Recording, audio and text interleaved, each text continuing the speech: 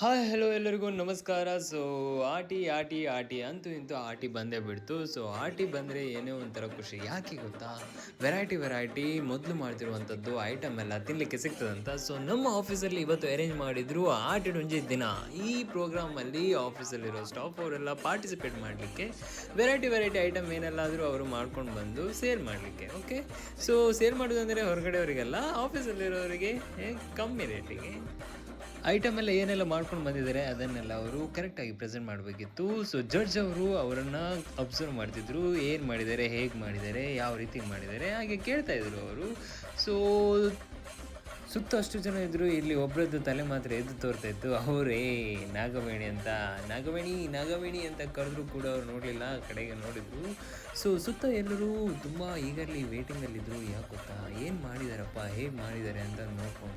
ದುಡ್ಡು ಎಷ್ಟು ಕೊಡೋದಾದರೂ ಪರವಾಗಿಲ್ಲ, ನಮಗೆಲ್ಲ ಸಿಗ್ತದ ಇಲ್ಲೋ ಗೊತ್ತಿಲ್ಲ, ಯಾಕಂದರೆ ಖಾಲಿ ಹೋಗ್ಬೋದು. ಜನ ಕೂಡ ಅಷ್ಟೇ ಇದ್ದರು, ಐಟಮ್ ಎಲ್ಲ ಕಮ್ಮಿ ಮಾಡಿದಾರೇನೋ ಅಂತ ಅಂದ್ಕೊಂಡು ಎಲ್ಲ ಕ್ಯೂರಿಯಸ್ ಆಗಿ ಕನ್ಫ್ಯೂಸ್ ಆಗಿದ್ರು. But waiting for judgement.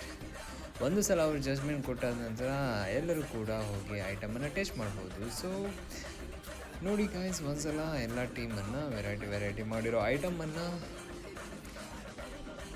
ನಾನಂತೂ ಆ್ಯಕ್ಚುಲಿ ಫಸ್ಟ್ ಟೈಮ್ ಇಷ್ಟೆಲ್ಲ ಐಟಮ್ ಎಲ್ಲ ನೋಡಿದ್ದು. ಬಟ್ ಅದರಲ್ಲಿ ಕೆಲವೆಲ್ಲ ಐಟಮ್ ಗೊತ್ತು, ಯಾವುದು ಪತ್ರೊಡೆ ಮತ್ತು ಇಡ್ಲಿ ಮತ್ತು ಚಟ್ನಿ ಮತ್ತು ಹಲಸಿನ ಹಣ್ಣು, ದಾಣಿ ಮತ್ತು ಕಡುಬು, ಅದೆಲ್ಲ ಗೊತ್ತು.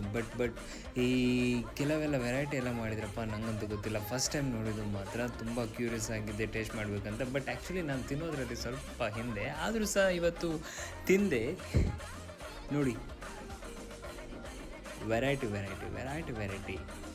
ಸೊ ಐಟಮ್ ಎಲ್ಲ ಎಷ್ಟು ವೆರೈಟಿ ಆಗಿದೆಯೋ ಹಾಗೆ ನಮ್ಮ ಕೊಲೀಗ್ಸ್ ಅವರೆಲ್ಲ ವೆರೈಟಿ ಕಾಸ್ಟ್ಯೂಮಲ್ಲಿ ರೆಡಿಯಾಗಿ ತುಂಬ ಚೆನ್ನಾಗಿ ಫುಡ್ಡನ್ನು ಪ್ರೆಸೆಂಟ್ ಮಾಡಿ ಹಾಗೆ ಸರ್ವ್ ಮಾಡಿದರು. ಆ್ಯಕ್ಚುಲಿ ಆಟಿಡೊಂಜಿ ದಿನದಿಂದ ನಮ್ಮೆಲ್ಲರಿಗೆ ಒಂದು ಮೆಸೇಜ್ ಗೊತ್ತಾಗ್ತದೆ. ಏನಂತ ಹೇಳಿದರೆ, ಮೊದಲಿನವರು ಆರ್ಗ್ಯಾನಿಕ್ ಆಗಿ ಬೆಳೆದ ಸೊಪ್ಪು ತರಕಾರಿ ಧಾನ್ಯಗಳಿಂದ ಈ ರೀತಿ ತಿನಿಸುಗಳನ್ನು ಮಾಡಿ ತಿಂತಾಯಿದ್ರು. ಆದರೆ ಈಗ ಹಾಗಲ್ಲ. ಎಲ್ಲರೂ ಕೂಡ ಜಡ್ಜಸ್ ಅವರಿಗೆ ವೇಟ್ ಮಾಡ್ತಾಯಿದ್ರು. ಕೊನೆಗೆ ಜಡ್ಜಸ್ ಅವರು ಬಂದು ಎಲ್ಲರೂ ಮಾಡಿರುವಂಥ ಐಟಮ್ಗಳ ಬಗ್ಗೆ, ಅವರ ಹಾಕಿರುವಂಥ ಎಫರ್ಟ್ಸ್ ಬಗ್ಗೆ ಹಾಗೆ ಐಟಮ್ನ ರುಚಿಯ ಬಗ್ಗೆ ಎಕ್ಸ್ಪ್ಲೇನ್ ಮಾಡಿ ವಿಷಯ. ನಂತರ ನಾವು ವೆರೈಟಿ ಐಟಮ್ ತಿನ್ನಬೇಕು ಅಂತ ಅಂದ್ಕೊಂಡಿದ್ವಿ. ಸರಿ, ಆದರೆ ಏನು ತಿನ್ನೋಣ, ಎಲ್ಲಿಂದ ಶುರು ಮಾಡೋಣ ಅಂತ ಗೊತ್ತಾಗಲಿಲ್ಲ. ಯಾಕಂತ ಹೇಳಿದರೆ ಎಲ್ಲ ಐಟಮ್ ಕೂಡ ತಿನ್ನಬೇಕಂತ ಅನಿಸಿತ್ತು, ಅಷ್ಟು ಚೆನ್ನಾಗಿ ಕಾಣ್ತಾ ಇತ್ತು. ಕೊನೆಗೆ ನಾನು ಕೂಡ ಹೋಗಿ ಮೊಬೈಲ್ ಒಳಗಿಟ್ಟು ಒಂದು 7ರಿಂದ 8 ಐಟಮನ್ನು ಟೇಸ್ಟ್ ಮಾಡಿದೆ. ತುಂಬ ಚೆನ್ನಾಗಿತ್ತು. ಕೊನೆಗೆ ನಮ್ಮ ರಾಕೇಶ್ ಸರ್ ಅವರು ಇಷ್ಟಪಟ್ಟ ಕೆಲವೊಂದೆರಡು ಫುಡ್ ಹೇಳಿದರು, ಹಾಗೆ ನಮಗೂ ಕೂಡ ಸಜೆಸ್ಟ್ ಮಾಡಿದರು. ಓಕೆ ಫ್ರೆಂಡ್ಸ್, ನೀವು ಕೂಡ ಈ ರೀತಿ ಆಟಿ ಟೈಮಲ್ಲಿ ಈ ರೀತಿ ತಿಂಡಿ ತಿನಿಸುಗಳನ್ನು ತಿಂದು ಜೀವನಕ್ಕೆ ಒಳ್ಳೆಯದು. ಓಕೆ ಫ್ರೆಂಡ್ಸ್, ಬಾಯ್.